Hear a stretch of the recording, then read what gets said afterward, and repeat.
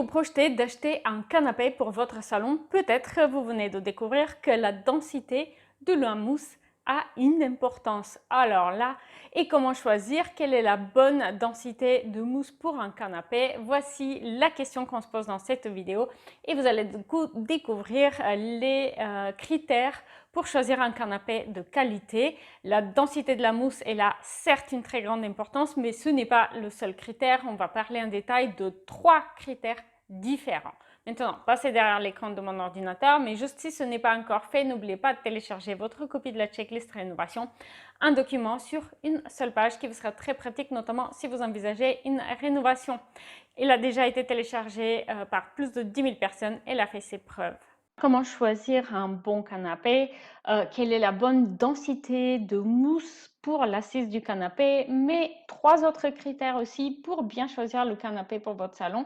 On va y aller tout de suite et on va commencer avec la forme du canapé. Est-ce que vous allez choisir un canapé droit ou un canapé d'angle par exemple, ou un canapé même en U, puisqu'on peut composer des canapés avec des modules, des éléments modulaires qu'on va pouvoir assembler. Ça, c'est pas toujours facile et croyez-moi, j'ai vu plus qu'une personne qui a choisi un canapé qui ne rentre pas vraiment dans leur salon ou rentre à peine, mais le salon est du coup trop plein, on a du mal à passer. Alors, pour bien choisir, il faut jouer avec les différentes possibilités avant de se lancer. Et notez que dans le guide Rénover sa maison sans stress, vous allez trouver entre autres un module avec des conseils d'aménagement pour chaque pièce de la maison et il est accompagné de gabarits de mobilier. Donc il s'agit de fiches en PDF que vous pouvez télécharger et imprimer. Vous allez pouvoir du coup découper différentes formes de canapés et essayer sur votre plan de salon pour voir comment ça fait. Est-ce que ça rentre? Est-ce que ça serait bien et fonctionnel? Alors ensuite, la finition du canapé, c'est évidemment super important et évidemment un peu le Rolls-Royce du canapé, c'est le canapé en cuir. Et voilà pourquoi je vois certaines personnes qui sont tentées de choisir le simili-cuir comme solution un petit peu moins chère, mais pour avoir l'effet canapé cuir. Honnêtement, je vous déconseille de faire cela parce que le simili-cuir, il vieillit très mal et très vite. Donc ça ne fait pas du tout pareil au bout de ne serait-ce que 2 ans. Donc si vous pouvez choisir un canapé en cuir véritable, tant mieux. Sinon, optez plutôt pour un canapé tissu. On trouve beaucoup de canapés de qualité avec un excellent rapport qualité-prix avec des tissus et ça va vous permettre notamment de jouer plus avec les couleurs et aussi il y a la finition mate des canapés en tissu qui peut être très agréable aussi. Alors, la densité de mousse, on va venir dans le vif du sujet et figurez-vous que ce qui est conseillé, c'est d'avoir une densité de mousse qui est supérieure à 35 kg par mètre cube. Alors, comment connaître la densité de mousse de votre canapé? Simplement, si vous achetez en ligne, eh bien, ça sera écrit dans les caractéristiques détaillées du produit. Et si vous êtes dans un magasin, adressez-vous à un conseiller si ce n'est pas indiqué sur l'étiquette du canapé.